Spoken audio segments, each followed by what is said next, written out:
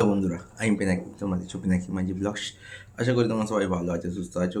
গতকালকে আনন্দ এল রায় পরিচালিত ধনুষ ও কৃতিসান অভিনীত তেরে ইসমে সিনেমাটা বক্স অফিসে রিলিজ পেয়েছে। রিলিজ পাওয়ার পর যদি বলি, পাবলিকের বেশ ভালো রিভিউ এসছে, প্লাস ক্রিটিক্সেরও বেশ ভালো রিভিউ এসছে। তো এই সিনেমাটা ডে ওয়ানে কীরকম কী কালেকশন করেছে, ডে টুতে প্রতি ঘন্টায় বিএমএসে কীরকম কী টিকিট বিক্রি হচ্ছে, সমস্ত কিছু নিয়ে ভিডিওতে কথা বলে। চ্যানেল নতুন সাবস্ক্রাইব করে দিও, ভিডিও ভালো লাইক করে দিও, কমেন্ট করে শেয়ার করে দিও। তো দেখো, যদি ডে ওয়ান অ্যাডভান্স বুকিংয়ের কথায় আসি, আমি যে লাস্ট ভিডিও করেছিলাম সেখানে কিন্তু অ্যাডভান্স বুকিং বেশ ভালো হয়েছিল। প্রায় 5,60,00,000-এর মতো অ্যাডভান্স বুকিং করে নিয়েছিল। বা ধনুষের যে 12 বছর আগে রঞ্জনা সিনেমাটা এসেছিল, সে তার ওপেনিংয়ে 10 কোটি ওপর কালেকশন করেছিল। তো তেরে ইসমে কি পারলো রঞ্জনার ডে ওয়ানের বক্স অফিস কালেকশানকে বিট করতে?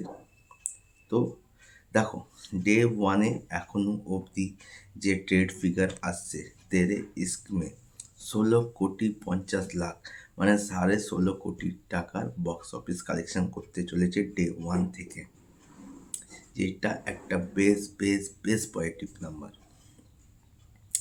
ডে ওয়ানে তেরে ইসমে বক্স অফিস থেকে 16,50,00,000 কালেকশন করছে। যদি এর অকুপেন্সির কথায় আসি, তাহলে মর্নিং অকুপেন্সি ছিল 15%, আফটারনুনে 21, ইভিনিংয়ে 24 এবং নাইটে 42।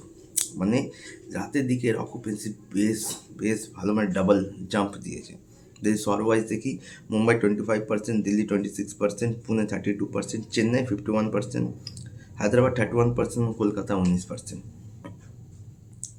তো অকুপেন্সিও বেশ ভালো ছিল। স্যাটারডে সানডে সিনেমাটা বেশ ভালো রিভিউ পেয়েছে, আশা করি আরও জাম্প নেবে। আর যদি আজকের কথায় আসি, বিএমএস খুলে দেখো, প্রতি ঘন্টায় 4,000-এর ওপর টিকিট সোল্ড আউট হচ্ছে। আর এর শো 13,000-এর ওপরে শো ওপেন হয়েছে। যেহেতু পাবলিক রিভিউ ভালো, ক্রিটিক্স রিভিউ ভালো, তো সিনেমাটা শো আরও বাড়বে। আর যদি শো কাউন্ট আরও বাড়ে, তাহলে শনিবার ও রবিবার বক্স অফিসে আরও বেটার কালেকশন করতে পারবে।